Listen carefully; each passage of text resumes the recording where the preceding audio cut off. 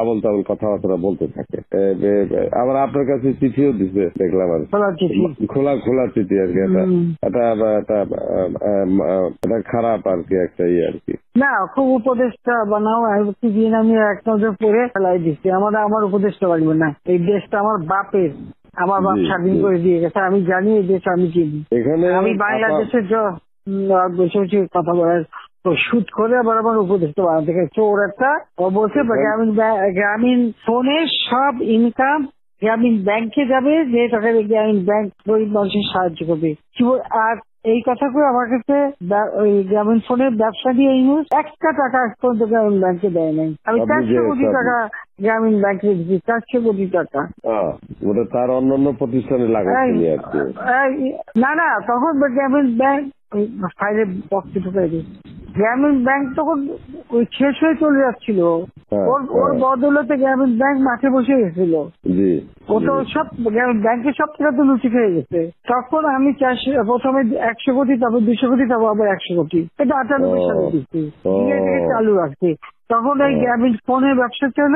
এই ব্যবসাটার থেকে যে লাভটা হবে সেই টাকাটা চলে যাবে গ্রামীণ ব্যাংকে, রেগুলার গ্রামীণ ব্যাংকে একটা সোশ্যাল ইনকাম থাকবে। এই বলে ব্যবসা নিয়ে তখন যখন ব্যবসা নাই, তোমার বলে রাখি, যদি কোনদিন প্রশ্ন ওঠে বলতে পারবা, 51% মালিক হলো বাংলাদেশ আর 49% হলো নরওয়ে কোম্পানি। আর এখন যে দেখো সব সে ব্যবসা নরওয়ে কোম্পানির কাছে, তার নিজের কাছে বোধহয় 10% বা 15% মতন হয়তো থাকতে পারে, সমস্ত সে বেঁচে খেয়েছে। আর একটা টাকা কোনদিন গ্রামীণ ব্যাংকে এখান থেকে দেয় নাই। আর আমরা সবচেয়ে বেশি ফ্যাসিলিটি তাকে দিচ্ছিলাম, রেলওয়ে, ফাইবার অপটিক ব্যবহার থেকে শুরু করে সবকিছুতে তাকে এক্সট্রা সুযোগ দেওয়া হয়েছিল। ওইভাবেই তো গ্রামীণ ফোনটা তো অন্যদের থেকে সে সবচেয়ে বেশি সুবিধা পাইছে। চোর একটা রক্ত চুষে খাইছে সব। আমি বলছি যে রক্ত শোষা, গরিবের রক্ত শোষা।